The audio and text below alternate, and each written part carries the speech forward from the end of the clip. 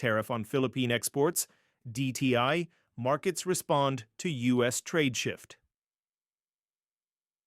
Manila, Philippines. The Philippines is facing rising pressure on its export economy after the United States, under President Donald J. Trump, imposed a 17% tariff on all goods coming from the country. The move is part of the White House's newly launched Liberation Day initiative, a sweeping trade policy aimed at recalibrating global trade relationships and asserting U.S. economic dominance. The 17% rate, set to take effect April 9th, is part of a broader reciprocal tariff schedule that includes a 10% universal import tariff on most other trading partners, first implemented on April 5th.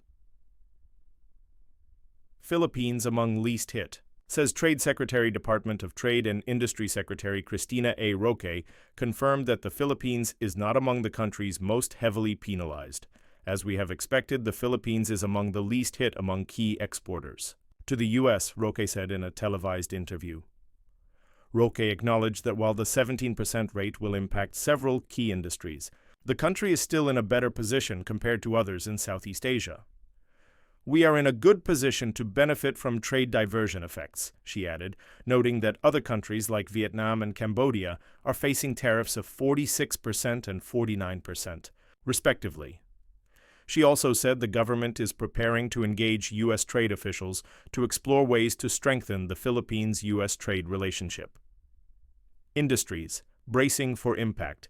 The tariff is expected to hit several core Philippine export sectors: electronics and semiconductors, which account for more than 50% of U.S.-bound exports, garments and textiles, which operate on narrow margins and are highly price-sensitive agricultural products, such as coconut oil, processed fruits, and dried mangoes. According to a Bloomberg report, Filipino food and electronics exporters are already considering raising prices to absorb the new cost burden. Market reaction reflects uncertainty. The Philippine Stock Exchange, PSE, responded to the announcement with 2 consecutive days of decline. April 3rd, PSEI fell 1.63% to 6,145.73. April 4, PSEI dropped another 1%, closing at 6,084.19, the lowest since March 4. The iShares MSCI Philippines ETF, EPHE, also posted losses as foreign investors braced for reduced competitiveness of Philippine exports and potential supply chain realignments.